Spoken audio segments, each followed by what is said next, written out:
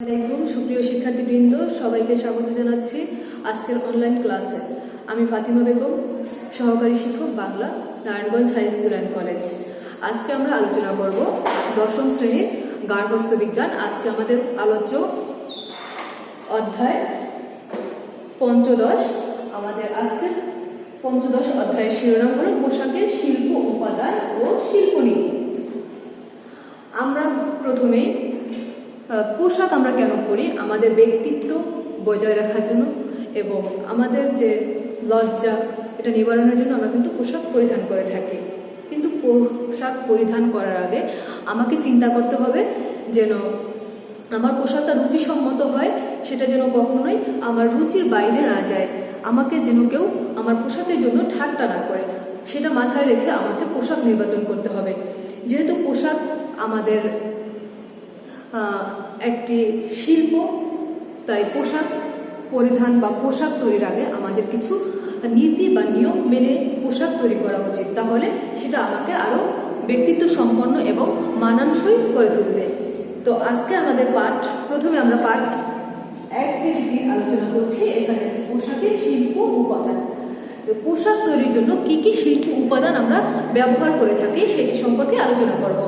পোশাক তৈরি কারুশিল্পের অন্তর্গত একটি শিল্প। এই শিল্প সৃষ্টি ক্ষেত্রে বহু বছর আগে থেকে কিছু উপাদান নিয়ে কাজ করছে বা উপাদান ব্যবহার করছে। এই উপাদানগুলোর মধ্যে উল্লেখযোগ্য হচ্ছে রং, বিন্দু, রেখা, আকার ও জমি।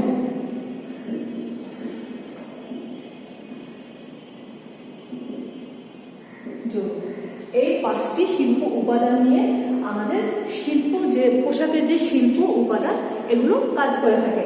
তো প্রথমে আমরা আলোচনা করছি রং নিয়ে। আমাদের চারপাশে রঙের সমাহার, আমরা যেদিকে তাকাই বিভিন্ন রঙের প্রাকৃতিক বস্তু আছে, আমাদের আশেপাশে কৃত্রিম অনেক কিছুই আছে, রঙে রঙিন হয়ে আছে। তো এই যে রঙের উৎস, সেটা কিন্তু প্রাকৃতিক উপায়ে আমরা পেয়ে থাকি, কৃত্রিম উপায়ে পেয়ে থাকি। তো এই জন্য রঙকে আমরা মোটামুটি 3 ভাগে ভাগ করতে পারি। রং কত প্রকার? 3 প্রকার। একটা হলো মৌলিক, এরপর হলো গৌণ, এখানে হলো প্রান্তিক। তো আমরা পর্যায়ক্রমে প্রত্যেকটা রং নিয়ে একটু আলোচনা করছি। মৌলিক রঙের আরেকটা নাম হলো প্রাথমিক রং। প্রাথমিক। গৌণ রঙের আরেকটা নাম হলো মাধ্যমিক রং।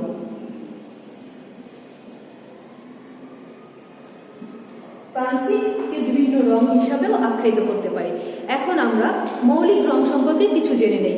মৌলিক রং হলো যে রং অন্য কোনো রঙের সংমিশ্রণে না, এটা শুধুমাত্র নিজে নিজেই তৈরি হয় বা আমরা প্রকৃতি থেকে পেয়ে থাকি।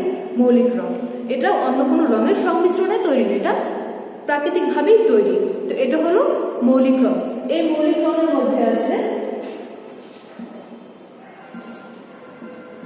লাল, নীল আর হলুদ। এই 3টি হলো আমাদের প্রাথমিক রং। প্রাথমিক রং কি কি? লাল, হলুদ এবং নীল। এরপরে আমরা আসি মাধ্যমিক রং। মাধ্যমিক রং হলো 2টি মৌলিক রঙের সংমিশ্রণে তৈরি হয় বা গৌণ রং যেটাকে বলা হয়। এখানে আমরা গৌণ রং হিসাবে আমরা 2টি রং মিলিয়ে আমরা পাচ্ছি কি গৌণ রং। যেমন লাল যোগ হলুদ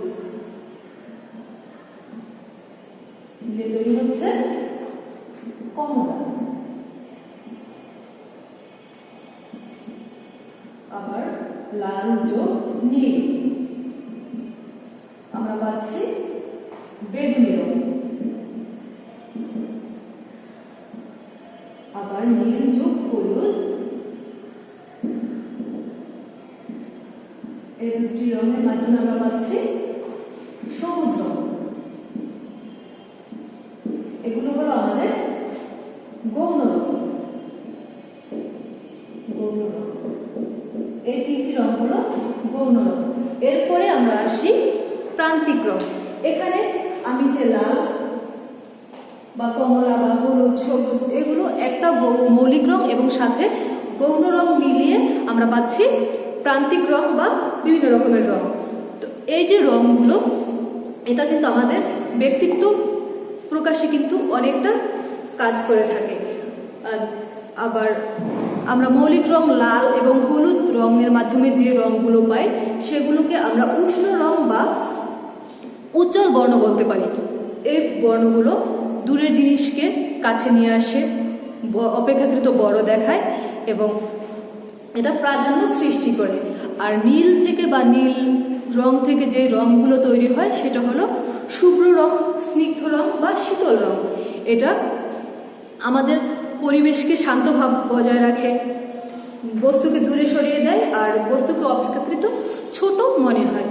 এখন পোশাকে এই রঙের ভূমিকা কি কি, তো আমরা একটু পোশাকের রঙের ভূমিকা নিয়ে আলোচনা করছি। আগেই বলেছিলাম যে রং কিন্তু আমাদের ব্যক্তিত্ব প্রকাশে খুবই সহায়ক, আমাকে এটাকে খুব সুন্দরভাবে প্রকাশ করতে পারে।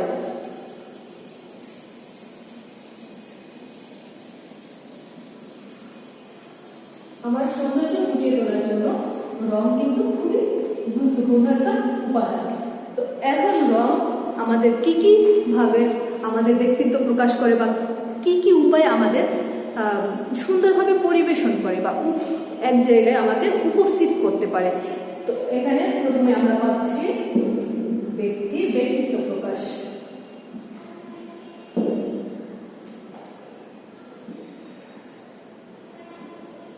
ব্যক্তিত্ব প্রকাশ। দুয়ে পাচ্ছি ত্বকের উজ্জ্বলতা প্রদান। ত্বকের উজ্জ্বলতা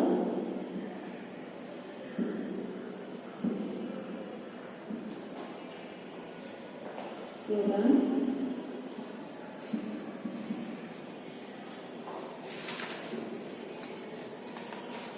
দেহাকৃতির পরিবর্তন।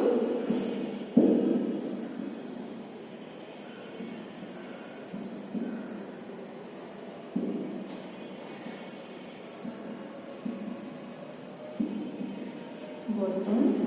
4 নম্বরে প্রাধান্য সৃষ্টি।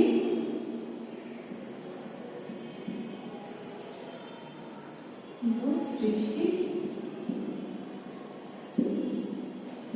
5 হচ্ছে পোশাকে সমন্বয় রাখা।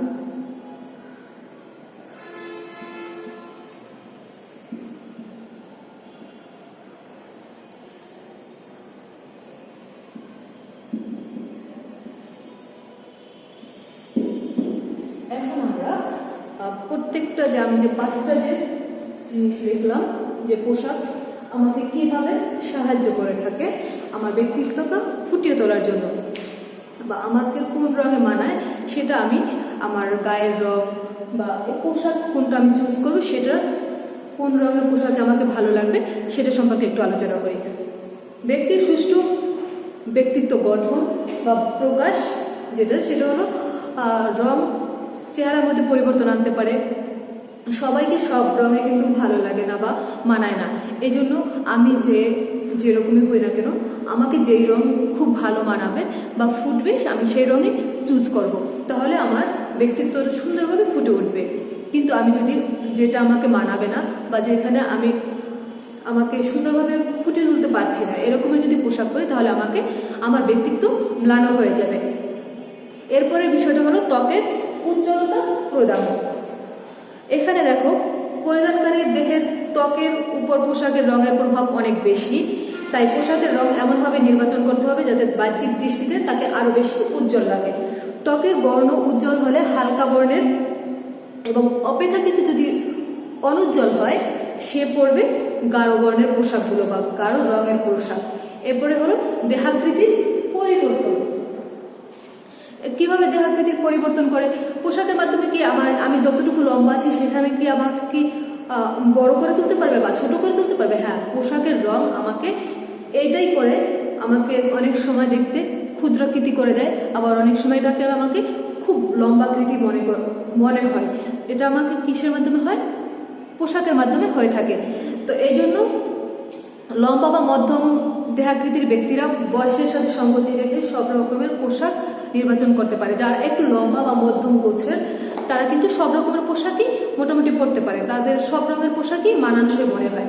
কিন্তু যারা উচ্চতা কম বা একটু কালো বর্ণের, তারা 2 রং বিশিষ্ট পোশাক পরলে সেটা তাদের জন্য অনুপযুক্ত মনে হয়। এ ধরনের ব্যক্তিদের সাধারণত হালকা রঙের পোশাকই খুব ভালো মানায়। যারা একটু কালো বা একটু উচ্চতা কম তাদের জন্য হালকা রঙের পোশাকটা মানানসই। যদি কৃষ্ণ ভাব বাহ্যিক দৃষ্টিতে কমানোর জন্য উজ্জ্বল রঙের পোশাক নির্বাচন করা যেতে পারে। আবার কি করতে পারি, সে যে কালো এটা কমানোর জন্য আমি যদি উজ্জ্বল রং ব্যবহার করি তাহলে কিন্তু ভালো লাগবে। কৃষ্ণকায় ব্যক্তি বিপরীত রঙের পোশাক পরতে পারে। এবার স্থূলকায় মানে কি, যারা একটু মোটা সোটা, তারা গাঢ় রঙের পোশাক পরলে তাকে আরো বেশি মনে হবে, মোটা মনে হবে, এই জন্য তারা হালকা রঙের পোশাক পরবে। এবার হলো প্রাধান্য সৃষ্টি। পোশাকের রং নির্বাচনে প্রাধান্য দিতে হয় উজ্জ্বল বা গাঢ় রং নির্বাচন করা যেতে পারে, যেমন কোনো পোশাকে গাঢ় রঙের ডিজাইন করা। আবার বিপরীত রঙের পোশাক ব্যবহার করেও কি সেখানে কিন্তু দৃষ্টিটা আকর্ষণ করা যায়। আমি কালো একটা ড্রেসের সাথে যদি লাল কোনো রঙের একটা জিনিস এখানে লাগাই সেটা কিন্তু ফুটে থাকবে, বা সাদার উপরে যদি আমি কালো করি সেটা কিন্তু সুন্দর লাগে দেখতে। তো এই যে সুন্দর যে ফুটে ওঠে, এটাই হলো প্রাধান্য। এরপরে আসি আমরা পোশাকের সমন্বয় রক্ষা। আমরা কিভাবে পোশাকের সমন্বয় রক্ষা করতে পারি? একটি জিনিসের সাথে আরেকটা জিনিস মিলিয়ে আমরা সমন্বয় রক্ষা করতে পারি। রং পোশাকের ডিজাইনের একটা অবিচ্ছেদ্য অংশ, তাই দেহ, ত্বক ও শারীরিক গঠনকে সুন্দরভাবে উপস্থাপনের জন্য পোশাকের সন্নিবেশিত বিভিন্ন রং এর সম্পর্ক এমন হওয়া উচিত যাতে সব রং মিলে একটি সমন্বয়ের আভাস পাওয়া যায়।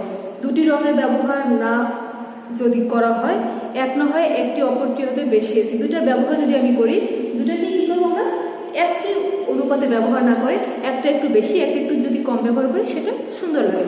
আবার যখন হালকা রঙের পোশাক নির্বাচন করতে হয় তখন পোশাকের ছোট ছোট অংশে আমরা যদি হালকা রঙের পোশাক করি সেখানে যে ছোট ছোট অংশ থাকে, বিভিন্ন ডিজাইন থাকে, ছোট ছোট অংশ করা, সেখানে যদি আমি গাঢ় রং ব্যবহার করি তাহলে পোশাকের সমন্বয়টা খুব সুন্দর হয়। এবারে আমরা আসি পোশাকে রেখার ভূমিকা বা রেখা কি কি কাজ করতে পারে। আমরা রেখাকে সাধারণত 2টি ভাগে ভাগ করতে পারি, একটা খাড়া রেখা আর একটা হলো সমান্তরাল রেখা। রেখা 2 প্রকার, কি কি? রেখা 2 প্রকার, কি কি?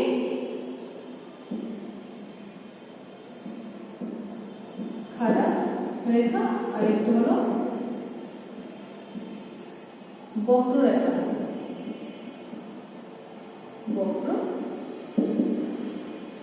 রেখা এই খাড়া রেখাকে আবার আমরা সমান্তরাল রেখা বলতে পারি। সমান্তরাল রেখা এই যে রেখার গতিপথের উপর ভিত্তি করে রেখাকে আবার 6 ভাগে ভাগ করা যায়। এগুলো হলো খাড়া রেখা, সমান্তরাল রেখা, কোণাকুণি রেখা, বক্ররেখা, তির্যক রেখা এবং ভগ্ন রেখা। এখন আমরা খাড়া রেখা সম্পর্কে একটু আলোচনা করছি। খাড়া রেখা কোনটা? এরকম যে রেখাগুলি হয় এটা হলো খাড়া রেখা। এই রেখার পোশাক আমাকে গম্ভীর উদ্দেশ্যমূলক প্রচেষ্টা, সাহস এবং সততা ইত্যাদি প্রকাশ করে। যদি কোনো স্থূলকায় ব্যক্তি বা খর্বকার, যারা একটু লম্বা কম শর্ট যারা, তারা যদি এই খাড়া রেখার পোশাক পরে তাহলে তাদেরকে আর একটু লম্বা মনে হয়। এরপরে আসি আমরা, এটা হলো কি খাড়া রেখা।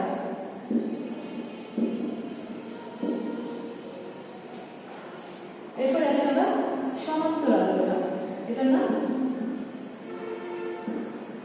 সমান্তরাল রেখা। এই রেখা বিশ্রাম এবং আরামের অনুভূতি দেয়।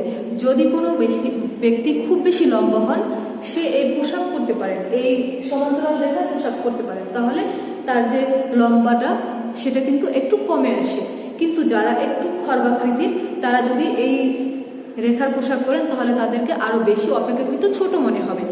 এবারে আমরা আসি বক্ররেখা। বক্ররেখা কি? এরকম এলোমেলো আঁকা বাঁকা, এটা হলো বক্ররেখা। বক্ররেখা, এই বক্ররেখা কি করে? আমাদের কোমলতা, নমনীয়তা, তৎপরতা ইত্যাদি বোঝায়। এখন মাঝে মাঝে এই বক্ররেখা যদি ঊর্ধ্বমুখী হয় সেখানে আনন্দ উল্লাস বুঝিয়ে থাকে, যদি নিম্নমুখী হয় সেখানে বোঝায় বিষাদের ভাব প্রকাশ করে। এটা আমাদের দেহের দৈর্ঘ্য কমায়, অনেক সময় দেহের দৈর্ঘ্য কমিয়ে থাকে এবং সৌন্দর্য এবং কমনীয়তা বৃদ্ধি করে। এরপরে আমরা আসি তির্যক রেখা। তির্যক রেখা কোনটা? যেটা এইভাবে আঁকা হয় সেটা হলো তির্যক রেখা।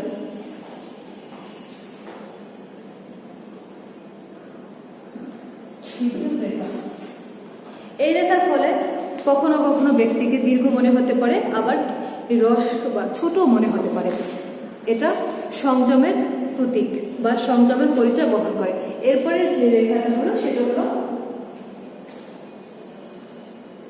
আঁকাবাঁকা বা জিগজ্যাগ রেখা। আমি একসাথে এরকম করে যদি আঁকি, এটা হলো কি জিগজ্যাগ বা আঁকাবাঁকা।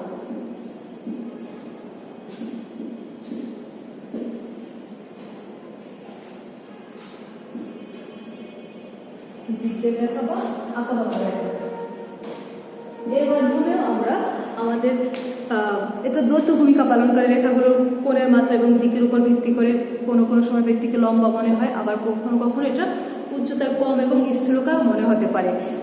এবারে আমরা আলোচনা করব বিন্দু। অনেকগুলো বিন্দুর সমন্বয়ে তৈরি হয় রেখা। বিন্দু কিন্তু ছোট হতে পারে, বড় হতে পারে, মোটা বা চিকন, সব রকমই হতে পারে। আমাদের চারপাশে বিন্দুর মাধ্যমে কিন্তু সবকিছু তৈরি হয়েছে, আর এই রেখার সৃষ্টি কিন্তু বিন্দু থেকেই। যখন একটি বিন্দু গতি পায় তখন সেটা হয়ে যায় রেখা। এই রেখা আকার, আকৃতি, গঠন এগুলোতে কি করতে পারে? বৈচিত্র্য আনতে পারে। তো আমি যদি একত্রে অনেকগুলো বিন্দু ব্যবহার করে কিন্তু পোশাকের বৈচিত্র্য আনতে পারি। এরপরে আসি আমরা পোশাকের আকার বা আকৃতির প্রভাব। কিভাবে আকার বা আকৃতি আমাকে এই পোশাকের মাধ্যমে আমার ব্যক্তিত্ব ফুটিয়ে তোলে। যদি কেউ একটু লম্বা হন, যার চেহারাটা একটু লম্বা হয়, সে যদি বড় গলার জামা পরে তাকে কিন্তু খুব ভালো লাগবে না। তাকে একটু ছোট গলা বা কলারওয়ালা জামা পরলে খুব ভালো লাগে। আবার যদি কারো এই গ্রীবা মানে গলাটা যদি একটু, অনেকের আছে লম্বা হয়, অনেকের একটু খাটো হয়ে থাকে, যাদের গলা বা গ্রীবা লম্বা তারা ছোট গলার বা উঁচু ফিটিং গলা পরতে পারে। আর যাদেরটা এরকমের ছোট তারা পরবে বড় গলা বা VU আকৃতির গলাগুলো পরলে তাদের সাথে মানানসই হবে। এবার আমরা যদি চিন্তা করি দৈহিক উচ্চতার কথা, তাহলে সেখানে আমরা ছোট ছাপার, যারা একটু লম্বা আর একটু মোটা, তারা ছোট ছোট ছাপার পোশাক পরবে। তাহলে তাতে ওই যে তার যে লম্বাটে ভাব বা তার যে স্থূলকার, এটা কিন্তু প্রকাশ পাবে না, এটা কিন্তু সুন্দরভাবে তাকে ফুটিয়ে তুলবে। আবার প্রত্যেকেরই নিজের ধরন এবং বৈশিষ্ট্য অনুযায়ী পোশাক নির্বাচন করা উচিত। দেহের বিভিন্ন পেশি, অংশ বিশেষের গঠন ভঙ্গিকে প্রাধান্য দিতে গিয়ে লক্ষ্য রাখা দরকার, যাতে পোশাক বেশি আটসাট না হয়। আমি যেরকমই হই না কেন, আমার পোশাকটা যেন বেশি আমার শরীরের সাথে এঁটে না থাকে, তাহলে কিন্তু আমার সৌন্দর্য নষ্ট হয়ে যাবে।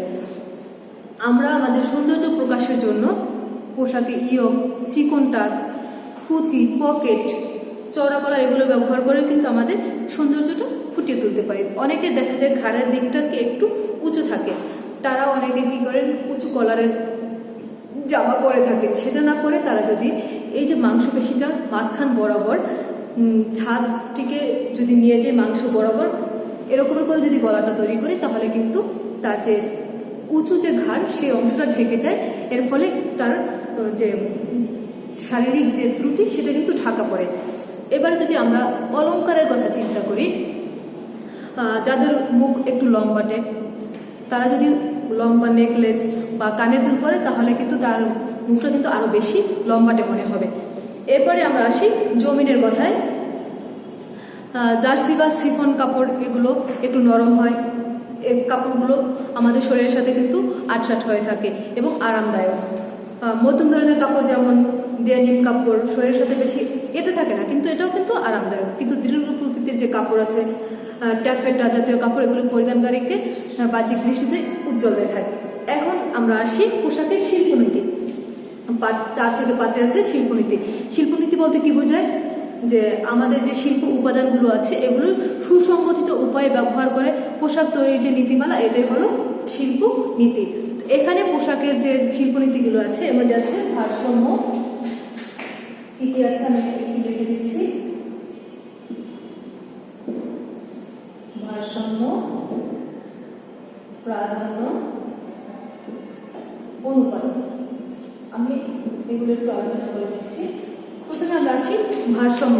ভারসাম্য কি? একটা সমান্তরাল রেখার উপরে বা সমান্তরাল কিছুর উপরে 2 দিকে সমান উচ্চতায় এবং সম ওজনের কোনো কিছু রাখাই হলো ভারসাম্য। ভারসাম্য প্রত্যক্ষ আছে, আবার আছে অপ্রত্যক্ষ। প্রত্যক্ষ ভারসাম্যের ক্ষেত্রে আড়াআড়ি বা লম্বালম্বি কোনো ডিজাইন, যেটা উভয় দিকে সমানভাবে থাকে। কিন্তু যখন অপ্রত্যক্ষ ভারসাম্য হয় তখন বস্তুগুলো উচ্চতায় বা ওজনে তারা কিন্তু একই দূরত্বে থাকে না বা একই জায়গায় অবস্থান করে না, তারা কিন্তু ভিন্ন ভিন্ন উচ্চতায় অবস্থান করে। এবার যদি আমরা বলি অনুপাতের কথা, সেখানে আমরা পাই যে পোশাকের একটা অংশের সাথে আরেকটা অংশের যে মিল, এবার পুরো পোশাকটার যে মিল, সেটাই হলো পোশাকের অনুপাত। এরপরে আমরা যদি বলি পোশাকের ছন্দ, ছন্দ হলো এই যে রং, তারপরে রেখা, বিন্দু, এগুলো আমরা বারবার ব্যবহার করে আমরা পোশাকে ছন্দ আনতে পারি। এবার প্রাধান্য, পোশাকের যে অংশে দৃষ্টি আকৃষ্ট হয় সেটা হলো প্রাধান্য। প্রাধান্য সৃষ্টির জন্য আমরা এক রঙের উপরে অন্য রঙের কোনো কিছু ব্যবহার করে, যেমন অন্য রঙের বেল্ট, বুতাম, লেস, এগুলো ব্যবহার করে প্রাধান্য আনতে পারি। এবারে আসি আমরা পোশাকের মিল। একটা বস্তুর সাথে আরেকটা জিনিসের যে মিল, আমার সালোয়ার কামিজ যে সাথে জামার যে মিল, এটা হলো মিল, পোশাকের মিল। তো রেখার সাথে জমিনের সাথে এই উপাদানগুলোকে আমি মিল রেখে যে পোশাকটা তৈরি করবো, সেখানে তৈরি হবে আমার পোশাকের মিল। মানে এই শিল্পনীতিটা এখানে কাজ করছে। তো আমাদের যে আজকের পোশাকের শিল্প উপাদান এবং শিল্প নীতি, এই অধ্যায়টা পাঠ্য ছিল। আমি তোমাদের খুব অল্প করে বুঝিয়ে দিয়েছি। আশা করছি তোমরা ক্লাসটা বুঝতে পেরেছো। যদি না বুঝো তাহলে আরেকবার দেখবা, বারবার ভিডিওটা দেখো, তাহলে তোমাদের বোঝার সুবিধা হবে। আজকে এই পর্যন্তই। ভালো থাকবে, পরবর্তীতে আবার দেখা হবে। সেই পর্যন্ত ভালো থাকো। আল্লাহ হাফেজ।